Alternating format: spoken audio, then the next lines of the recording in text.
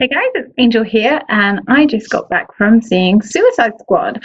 I've seen a few movies this year, but I haven't really sort of talked about them. But I wanted to talk about this one. It came out last night. I didn't go to see the midnight viewing because I had work the day before and I had work this morning. So seeing it at midnight on a work day is a bad idea. So I was a good girl and I waited until after work and went and saw the 6 o'clock 3D viewing because the only 2D viewing after work was at like 9 o'clock at night, so I'd still be watching it now. Went to see it at the Odeon. Kind of went in with a mixture of fear and kind of excitement. I've done that a lot this year. I had those same feelings for Ghostbusters, and I had the same feelings for the Ninja Turtles 2 Out of the Shadows. Not so much for Deadpool, because I kind of knew it was going to be good, because so many people said it was, that I sort of trusted their judgment. And I did go and see The Killing Joke and then at the View a couple weeks ago. If you want me to talk about that, I will do, but loads of people have talked about it. I kind of liked it. But yeah. Anyway, this is about the Suicide Squad. So I kind of liked it. I thought it wasn't as funny as I thought it was going to be. It wasn't as violent as I thought it was going to be. I didn't like Captain Boomerang. I kind of thought he wasn't really the focus of the movie. They obviously just decided that Deadshot and Harley were the main characters of the Suicide Squad, and that was pretty much it. The other ones did have their time to shine. Captain Boomerang, or whatever his name is, was just kind of, I didn't like him. He was just kind of there, and that was pretty much it. I loved that the Killer Croc had proper makeup and prosthetics on rather than actual CGI stuff. That made it look really, really cool, really creepy, really awesome. Who else was that? Oh, the El Diablo. He was awesome. I did like him, but for his powers, not so much for his performance. The writing didn't really give him a time to shine, if that makes sense. There were some moments, but yeah, it was kind of weak. By far the best actor in this, for me at least, maybe kind of biased because I've been a fan of his for years, it was Will Smith. It's the first time I think I've seen him as a villain, like a proper villain, but then I haven't watched some of his older, more mainstream movies, I suppose. So maybe he has. So tell me in the comments any movies he's done where he's a bad guy or a villain, because I honestly cannot think of any. So yeah, I really loved his performance in this. He really sold the whole I'm just kind of doing a job. I'm just very good at killing people and it's a job to me. But he also sold the I would do anything for my daughter thing. He also sold the badass. But then it's Will Smith, of course. He sold the badass, and he was Will Smith in this. You could tell it was a Will Smith performance, but it was I really enjoyed that performance. Now, as a Harley Quinn cosplayer, you probably want to know what my thoughts on Harley Quinn is. I liked Margot Robbie in this. Her performance was a little weak at times. But I personally think she pulled off Harley Quinn, and on occasion she even pulled off a bit of a Harley voice. I think she pulled off the devil may care Harley. You got to remember that this is going to be her own take on Harley. Same for each of the characters. So you got to remember that she's not what you've got in your mind and what I've got in my mind. It's not necessarily going to match. I myself really liked this version of Harley because I do like the devil may care Harley. I'm just going to do what I want because I want to Harley, because it's fun and it's enjoyable to watch. It's quite funny, it's quite outrageous. Growing up on St. Trinian's movies, if any of you are old enough to know what they are, and I don't mean the remake Tat, I mean the actual St. Trinian's movies, although the first St. Trinian's remake was quite good. I kind of laughed at that one, but the second one, no, awful. They should have just stopped at the first one. But yeah, having grown up on St. Trinian's movies, and Carry On movies and stuff like that, I'm kind of into that kind of thing. I like that kind of performance. The whole, I don't care, I'm just going to do it anyway. I like that performance. I think she pulled off Harley really, really well. I think she pulled off the tragic love story side of it quite well. Especially her reaction when... Now, I'm going to have to rewatch it again because there's a scene in this where the Joker kind of pushes her out of a helicopter, and the things he said kind of gave the impression that he was basically pushing her out of the helicopter, whatever, because she was making them a target. Now, he just rescued her, and his face afterwards gave the impression that he regretted it. So I'm guessing he still pushed her out because he's the Joker and he's a dick. But her reaction afterwards was really kind of... It was Harley. This is going to sound really weird, but think about it. Harley is essentially an abuse victim. She is somebody who is highly educated. She knows the human psyche, but she's become attached to someone who mentally and physically abuses her. Something that a lot of women in this world, and even some men, do have issues with. They do experience, they do suffer. Now she's become attached to this man who, on the one hand, treats her like a goddess and puts her on a pedestal, but on the other hand, is basically a dick to her. He abuses her, he beats her, he discards her when his own life is in trouble, and this, that, and the other. So her reaction afterwards, when she kind of realizes what he's done, why he's thrown her out of the helicopter, that was... I could see that happening. If this wild and wonderful world that they've created were real, then I could see that happening. The way she reacted happening, that sort of thing. She made it very human, despite being a psychotic villainess. I liked that her request at the end was like a coffee machine or something. That was quite funny, which is obviously tied into the whole scene with her little pigtails and the thing. Excuse the light behind me. My light. This is the best lighting I've got in my front room. That's Harley Quinn. I liked her performance. I know a lot of people won't, because she's not obviously got the what we would think of as Harley Quinn's voice, such as the Harley voice from the animated series and so on and so forth.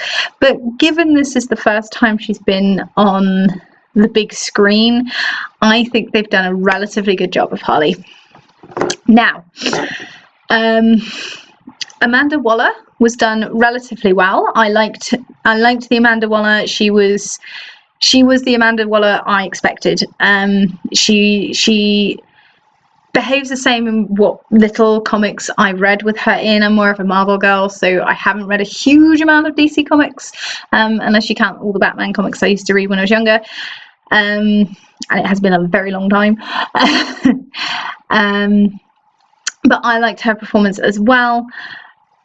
Now, the two performances I wasn't so keen on, we'll start with probably Jared Leto as the Joker. he pulled off creepy. I'll give him that. He was creepy. He still had the devil may care attitude that Harley displayed. But it was just too creepy for me. There wasn't enough. I suppose it's kind of like cosplay. He did strike me as one of the creepy versions of Joker cosplayers. He just kind of struck me as someone in cosplay. Don't get me wrong, you could see him as the no, actually no, I can't see him as the Joker. The look for me was just wrong. The teeth made him speak funny. He had like a lisp. He just looked like a gangster version of the Joker. And I know it's kind of like the nostalgia thing, and I realise that I'm being the whole fangirl thing. But the thing that I loved about the Joker was that he was always kind of suave. He always had like this old-fashioned tail suit on, or he had old-fashioned type clothes on that you'd see on stage and stuff. You get one scene where he's in the black suit with the little top, the little cravat or whatever, and stuff. But beyond that, you just see him in gangster clothes, sort of the chains and the tight silk shirt and the tight sort of like I don't know. I don't know what you kids call it. I'm sorry. But it was just kind of like, yeah, I'm a gangster and I've painted my skin and put some tattoos on my face and my body saying ha ha ha ha ha ha ha. And I've dyed my hair green and I've put some really big gold teeth in my mouth so I can't actually talk like a human being, and so on and so forth. It really was just felt to me like, I'm sorry, Jared Leto, I'm probably joining a bandwagon or something here. I haven't looked at any of the reviews of this movie yet, so I have no idea what other people think. This is completely my opinion and completely unbiased by any reviews whatsoever. I have not seen any, but it just didn't sell it for me. There were a couple of scenes that he kind of made me sort of care about his character in some way, shape or form. For example, they did the scene where Harley throws herself into the vat of acid to bleach her skin, as they did in the New 52 comics. And there's this bit where he just goes to walk away, and then he decides, he's sort of like this whole, oh, I can't do it, and he sort of like strips off his jacket and stuff and jumps in to save her, and so on, and they kiss and this, that and the other. That scene I liked. That I could deal with. Beyond that, I mean, throughout most of the movie, she's basically in jail the whole movie, near enough, or essentially. But throughout the whole movie, he's trying to find her and so on. The ending, I would have done differently, personally, but then it's not my movie. But yeah, so Jared Leto as the Joker, no. Now, I don't know who plays her because I have literally not researched this. This is literally my thoughts. But the young lady who played the Enchantress, I felt she was very, very weak myself. When she was playing June, she kind of pulled off the timid, scared person, but it was kind of annoying and just a little bit. She was okay as June. Then the Enchantress, yeah, it was creepy. She looked amazing in like the first and I suppose the last version of her. They were both the same, but for some reason she kind of like vamped up and looked less creepy at one point. The less creepy version was kind of like almost like a rip-off of the first. Is it the first Ghostbusters was all? But anyway, she kind of vamped up, and it was very corny, and I know what they were trying to do. Her movements were just too. If it was music, it would be called staccato. So very sort of like jumpy and not fluid and so on. I think they were doing it to kind of get the magical feel to it and stuff. And there was a lot of this sort of thing as she was casting the spells and stuff that I could cope with. It was just some of her sort of like when she was interacting, when she wasn't casting spells and she was interacting with the other cast members and so on and speaking, then I had the issue because it felt corny to me, which was a shame because I like the character of the Enchantress. I thought they could have done, they did well with her. It was an interesting story. And yeah, I just some of the movements were just a bit corny for me, given that the film seemed to be taking itself very, very seriously. It didn't seem like any part of it was meant to be corny. Yes, there were jokes. It was a light-hearted movie. It wasn't a serious movie like Man of Steel or something, which was so boring. I'm sorry to those of you who liked it, but I just found it very boring. But yeah, I wasn't as keen on her performance. I don't think she was bad. I just wasn't as keen. One character I really did like was Katana. She didn't have a lot to say, but she had a lot to do. She spoke mostly in Japanese. She did speak a bit of English here and there, but I did like that they did most of it in Japanese with subtitles. And she was actually using, at least she had a katana and she had a wakizashi. I'm not sure if I pronounced that right, but a wakizashi.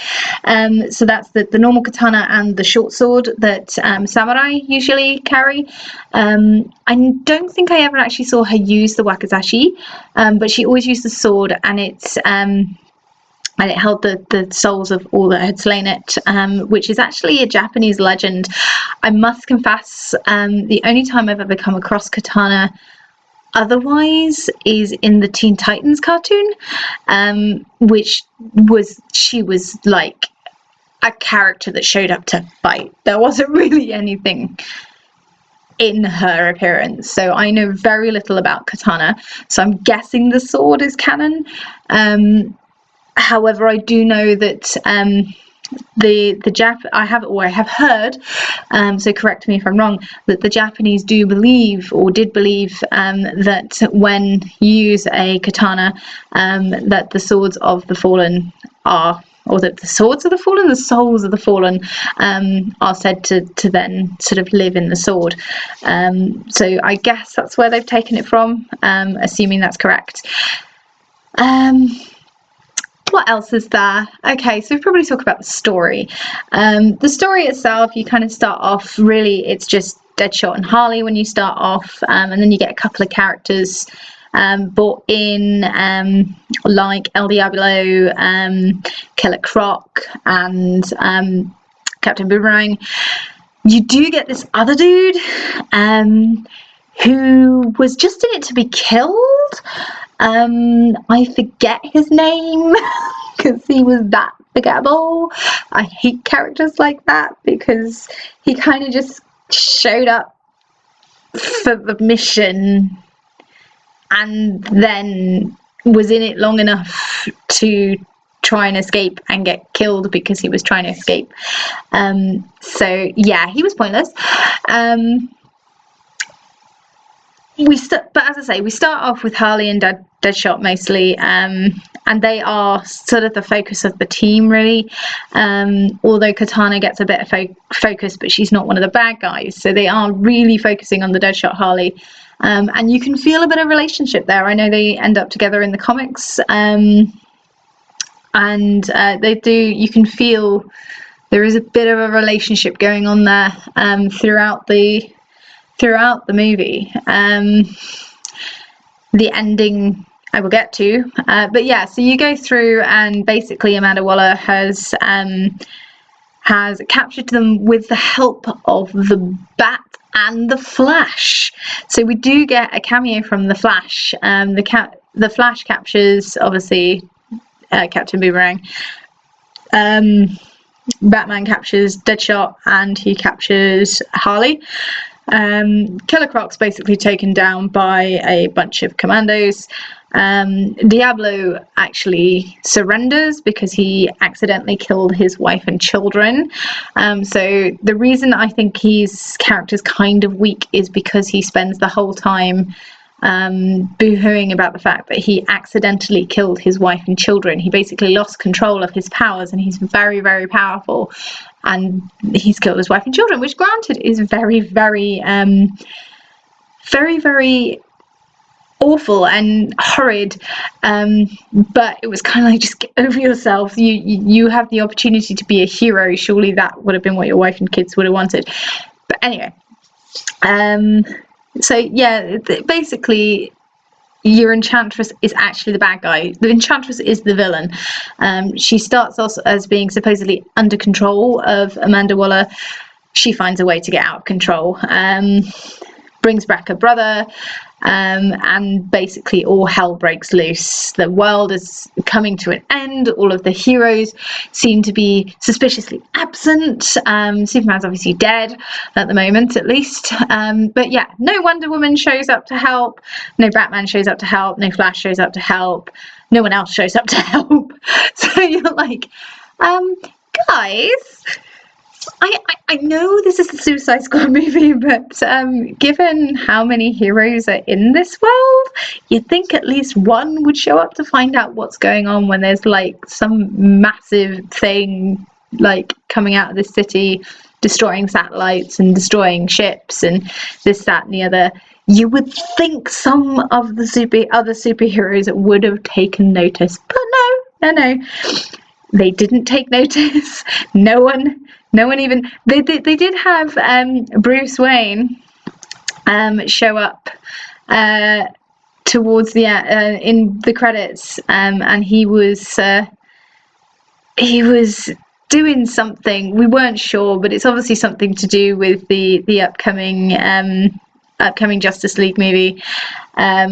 He was getting a file off of Amanda Waller, doing some kind of deal. And he does do the whole shut them down rubbish. But yeah, as I say, the story is basically she recruits them, shit happens as a result of one of the recruits. Everybody has to save the day. Very simple story. How they get from A to B, I think is relatively well done. It's explained, at least the main characters, it's given a reason, or they're all given kind of like a character development to a certain extent, with the exception of Captain Boomerang. So, for example, Harley gets rescued by the Joker to sort of about 2/3 of the way in. He pushes her out, and out of the helicopter she realizes he tried to kill her. She then goes back to the others and goes, "Oh, I'm sorry, I want friends," basically. So she joins in then. Deadshot is doing it all for his daughter, and so on. But it's not an easy transition. They don't make it an easy transition. It's not, I want to kill everybody. Oh, it's all fun and roses. It's not that kind of transition. It is a slow transition. It's very towards the end that they all decide that they are actually going to go up against the big bad, despite not all being these amazing superheroes. So, as I say, all in all, I enjoyed the movie. I would recommend going to see it if you are a DC fan. I personally haven't followed the comics horrendously closely. I've seen snippets here and there. As with any comic book movie, if you follow the comics, you'll either love it or hate it. I didn't love it as much as I loved Deadpool. I did prefer it to the new Ghostbusters reboot, although I did like that one as well. So my opinion on movies is probably not the best to listen to, because apparently everybody hates that one. I think it is better than the Ninja Turtles 2, which, to be fair, isn't hard. But again, I also enjoyed watching the Ninja Turtles 2 movie as well. I thought it was watchable, more so than the first one. I hope you've enjoyed me babbling on. I will be doing some conventions coming up. I'm also doing a charity event next week as Elsa in Cullompton to raise money for a sensory room for a severely disabled child. Not really sure what they want me to do, but I assume it involves me singing some Let It Go. So if you hate that song, avoid Cullompton for a bit. But yeah, they've got loads going on. I will post a link to the event for you guys. If you are in the area, then do come along and support it. And so on. The following weekend, I am a guest at Cardiff Enemy and Gaming Con, where I will be doing a host of panels, judging the talent show. So come along and show me your talent. I want to see your talent. There'll be cash prizes. Come and win a cash prize. And I will also be doing a half-hour singing set. Then I will be an attendee at Alcon, which is a big 4-day con in Leicester. There are still tickets left and a few ensuite rooms left to nab. That is my favourite con of the year, and it is their 10th anniversary. I haven't missed it since I first went about 5 years ago. I really, really love this con, so I'm really looking forward to that one. If you see me at any of these cons or events, then please do come along. And feel free to ask me for a picture or ask me advice on your cosplays or what have you. Love you all. Thank you for watching. See you soon. Bye.